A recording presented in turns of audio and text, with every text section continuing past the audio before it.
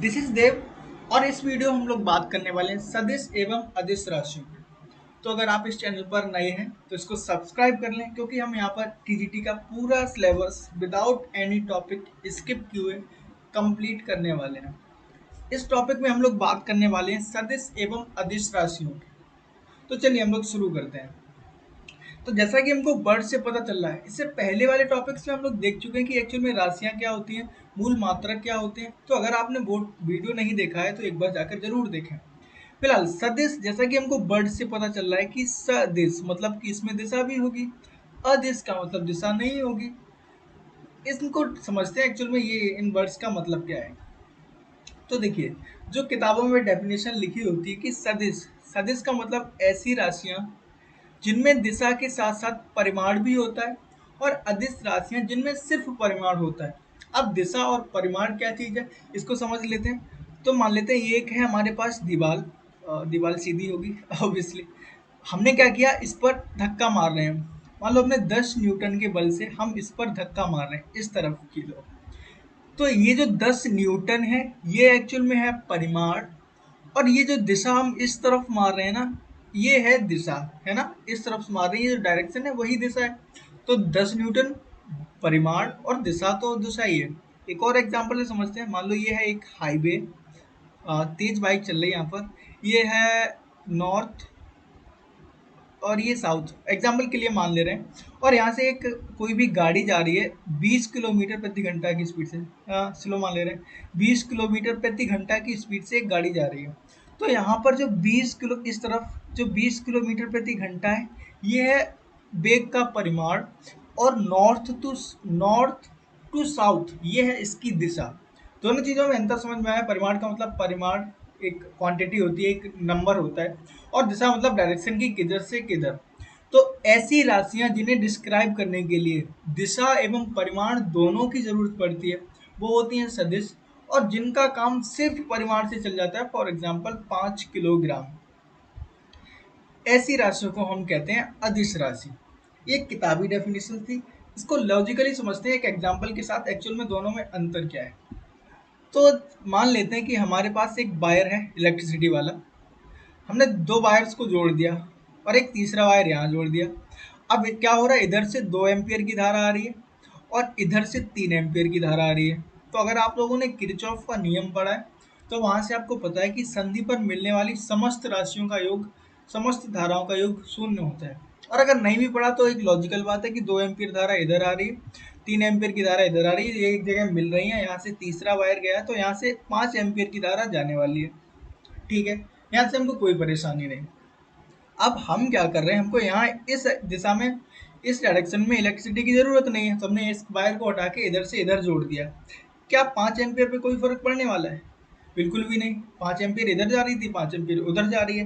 कल को हमने यहाँ से भी हटाकर इसको इस डायरेक्शन में जोड़ दिया तो भी 5 एम्पियर ही रहने वाली है। अब एक दूसरा सिनेरियो देखते हैं। क्या रस्साकसी का खेल चल रहा है, थोड़ा अलग है। यहाँ पर नॉर्मली 2 टीमें होती हैं, यहाँ पर हमारे पास 3 टीमें हैं।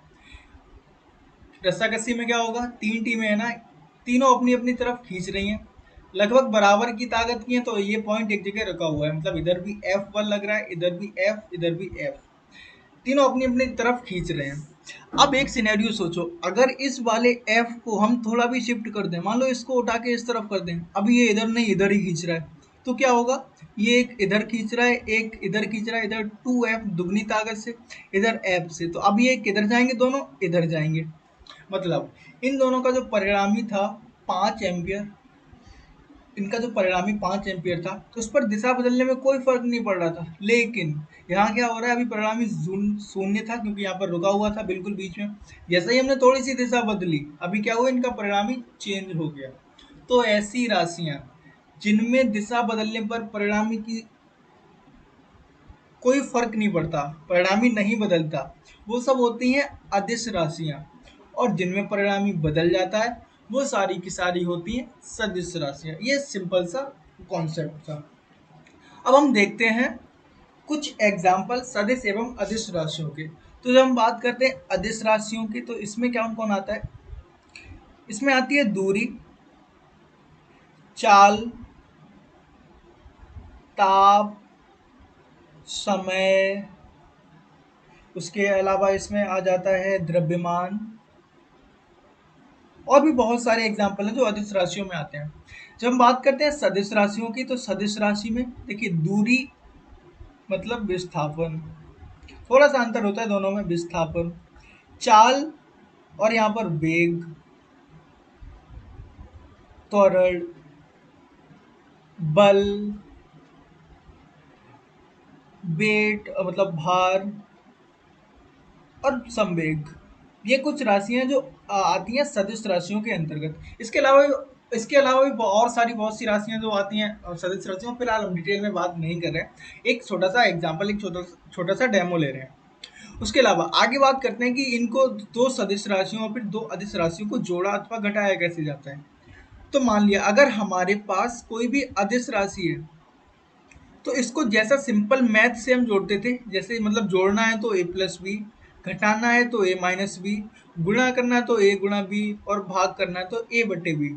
ये अदिश राशि को हम सिंपली मैथमेटिक्स प्रोसीजर से जोड़ अथवा घटा सकते हैं। लेकिन सदिश राशियों के साथ ऐसा नहीं होता। जब भी हमको सदिश राशियों को जोड़ना, घटाना, गुणा, भाग करना होता है तो इनके प्रोसेस अलग है।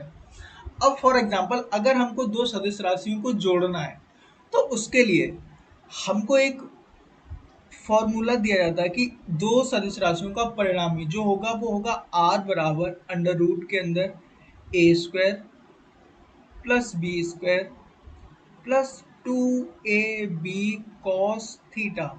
अच्छा, अब यहाँ पर a और b क्या है, इनको डिटेल में समझते हैं। एक्चुअल में a है, मान लो हमारे पास दो कोई वेक्टर थे, दो सदिश थे, वेक्टर a और वेक्टर b, है ना। यहाँ a है, जो a लिखा है ना ये वेक्टर a का परिणामी है, और b लिखा है वो वेक्टर b का परिणामी है। अब ये वेक्टर और परिणामी क्या होते हैं, इनको थोड़ा सा डिटेल में समझ लेते हैं।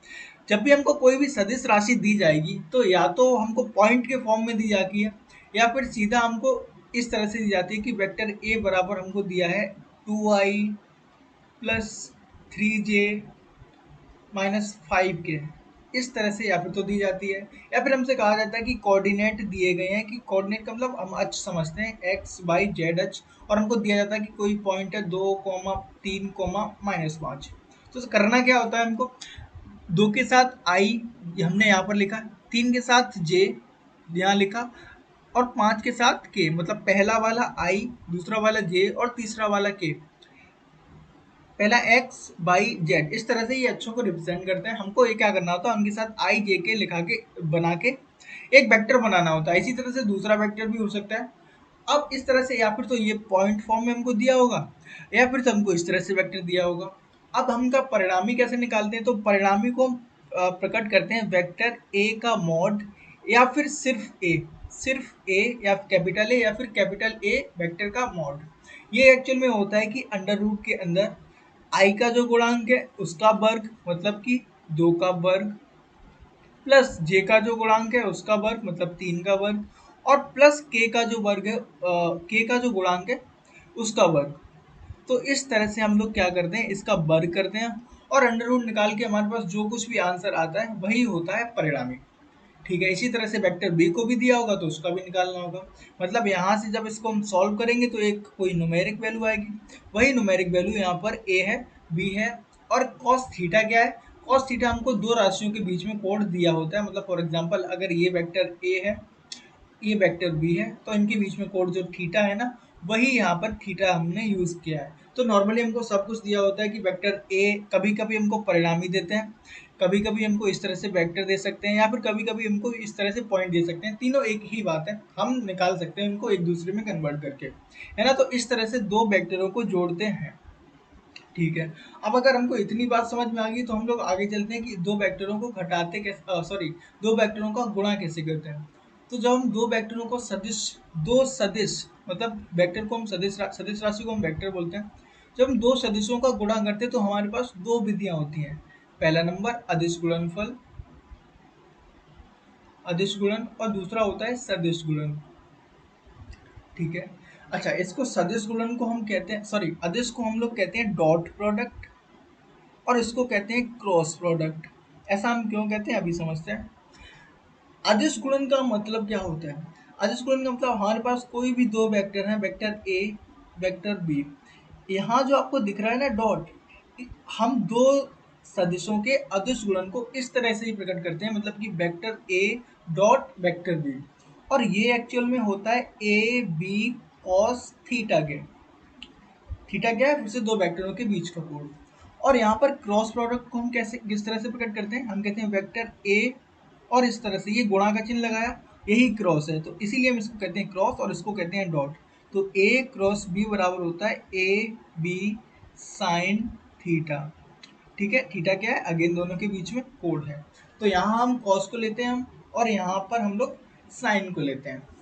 एक एग्जाम्पल देख लेते हैं कि किस तरह से सदिश और अदिश गुणन को किया जाता है।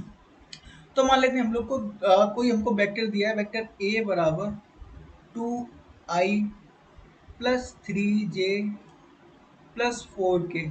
ये वेक्टर ए दिया है हमको। ऐसे ही वेक्टर बी मान ले रहे हैं, तो हमको क्या दिया? For example 4i minus 2j plus 5k। एक बात याद रखेंगे, इनके ऊपर कैप लगा होता है, सबके ऊपर कैप। कैप का मतलब यूनिट वेक्टर। तो यहाँ दो वेक्टर हमारे पास है, और हमसे कहा कि वेक्टर ए डॉट वेक्टर बी बता दो, वेक्टर ए डॉट वेक्टर बी बता दो। तो एक तरीका तो ये है कि हमें क्या पता होना चाहिए? ए का परिमाण पता होना चाहिए, बी का परिमाण पता होना चाहिए, और उनके बीच में कोण पता होना चाहिए। लेकिन यहाँ हमारे पास क्या है? हमारे पास परिमाण नहीं है और ना ही उनके बीच में कोण है। तो हम क्या कर सकते हैं? एक तरीका दूसरा जो होता है वो क्या करते हैं कि यहाँ से देखो, आई वाले का जो आई का गुणांक है उसका आई के साथ, जे वाले का जो गुणांक है वो जे वाले के साथ चिन्ह के साथ में, और के वाले का जो गुणांक है वो के वाले के साथ चिन्ह के साथ में कर देते हैं। मतलब कि यहाँ क्या हो जाएगा? 2i और 4i, मतलब 4 2 जा 4 दूनी 8, प्लस का ही है। यहाँ पर 3 और 2, 3 दूनी 6, लेकिन प्लस और माइनस का गुणा करेंगे तो -6। 5 और 4, 5 चाकू 20, और गुणा करेंगे तो प्लस आ रहा है तो +20। इस तरह से जब हमने इसको गुणा करा तो क्या आया? 8 में से 6 गए 2, 20 और 2 22। ये आ गया ए और ए डॉट बी। ठीक है, अब देखो अब क्या हो सकता है? अब हमको ए डॉट बी पता है, हम यहाँ से cos थीटा निकाल सकते हैं। कैसे? क्योंकि a vector A dot vector b का मान हमको पता है ना?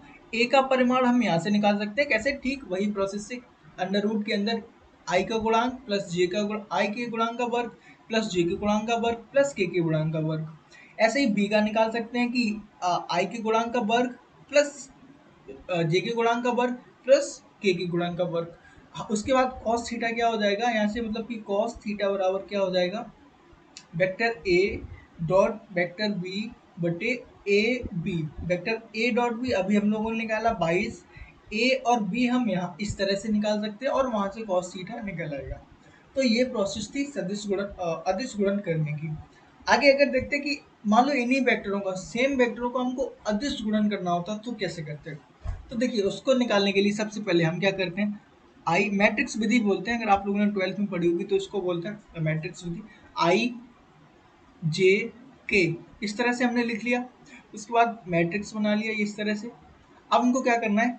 अब हमको आई वाले के नीचे आई का गुणांक, जे के नीचे जे का गुणांक, और के नीचे के का गुणांक। तो ये क्या हो जाएगा? 2 3 और 4, और यहाँ क्या हो जाएगा? 4 -2 और 5, है ना? अब हम क्या कर सकते हैं? अब हमको गुणा करना है। तो मैट्रिक्स में हम लोग क्या कर सकते, क्या करते थे याद है? हमें याद है कि जब हम किसी भी मैट्रिक्स को गुणा करते तो इस तरह से, मान लो हम क्या कर रहे हैं, पहली इस वाले एलिमेंट का करते हैं। तो सबसे पहले हमने लिख लिया आई, जिसको हम लेते हैं ना उसकी रो और उसके कॉलम को बंद कर लेते हैं, बाकी इन दोनों को आपस में गुणा करते हैं। तो 5 का 3 करेंगे 15, यहाँ हो गया 15। उसके बाद माइनस माइनस लगता ही है, और उसके बाद 4 दूनी 8 माइनस का, तो माइनस का 8, मतलब कि 5 सी 15, तो ये हो गया। उसके बाद 15 के बाद माइनस ऑटोमेटिक ही लगता है, और एक माइनस इन दोनों का। इसी तरह से हमको होता है जब अल्टरनेटिव चलते हैं तो पहला प्लस दूसरा माइनस फिर से प्लस। तो यहाँ क्या हो जाएगा? ये तो हो गया बंद। उसके बाद जब हम जे को ले रहे हैं तो माइनस जे के बाद क्या होगा? इधर हमने जे वाले को बंद कर लिया और इधर से इसको बंद कर लिया, तो हमारे पास क्या बच रहे हैं? 5 दूनी 10, है ना? तो 10, और उसके बाद माइनस लगता ही है, 4 का गुणा 4 में करेंगे 16, ठीक है। आगे क्या होगा, फिर से प्लस के, और के के बाद हम क्या करेंगे, इस वाली कॉलम को बंद और इस वाली रो को बंद। तो क्या बच रहा है, -2 का 2 में गुणा गुणा करेंगे तो क्या आ रहा है, -4। और फिर से क्या करें, माइनस तो लगने ही वाला है। उसके बाद 4 का 3 में करेंगे तो 12, है ना। अब इसको जब सॉल्व करेंगे तो देखो माइनस माइनस हो गया प्लस, मतलब कि माइनस माइनस हो गया प्लस, 15 और जब हम 8 को जोड़ेंगे तो हमारे पास आ रहा है 23i। कैप लगाना नहीं भूलें, मैं भूल गया, सॉरी। उसके बाद माइनस, यहाँ देखो माइनस जे लिख लिया। उसके बाद यहाँ क्या बचा, 10, 16 माइनस में से 10 करेंगे तो हमारे पास बचेंगे माइनस के 6। माइनस से जब माइनस आगे आएगा तो ये हो जाएगा जे प्लस। उसके बाद यहाँ क्या दिख रहा है, -12 और -4 मतलब कि 16। और जब माइनस बाहर आया तो -16 के 6 जे। इस तरह से हम लोग करते हैं। ये एक्चुअली हमारे पास क्या निकल के आया, vector A cross vector B, ठीक है ना। अब एक चीज जो नोटिस करने की है, जब हमने दो राशियों का अदिश गुणन किया था तो हमें क्या मिला था, एक नंबर मिला था। लेकिन जब दो राशियों का हमने सदिश गुणन किया तो हमको क्या मिला, एक और सदिश मिला। तो हाँ, एक्चुअल में ऐसा ही होता है कि जब हम दो राशियों का अदिश गुणन करते हैं तो हमको एक नंबर मिलता है, और जब हम दो राशियों का सदिश गुणन करते हैं तो हमको क्या मिलता है, एक सदिश राशि मिलती है, मतलब फिर से एक वेक्टर मिलता है। ये था दो राशियों का सदिश एवं अदिश गुणनफल। तो इस तरह से आप सदिश अदिश गुणनफल कर सकते हैं, परिणामी निकाल सकते हैं, दो राशियों को जोड़ सकते हैं। ये लगभग इनफ है। इसके अलावा आप जितनी प्रैक्टिस करना चाहें उतना ही आपके लिए अच्छा है। हम लोग लास्ट में कुछ सवाल देखेंगे कि किस तरह के पैटर्न से सवाल आ रहे हैं, फिर उन्हीं सवालों पर प्रैक्टिस करेंगे। तब तक के लिए धन्यवाद। और अगर आपने चैनल को सब्सक्राइब नहीं किया तो बिल्कुल कर लें, ताकि आने वाले सारे वीडियोस आपको मिल सके।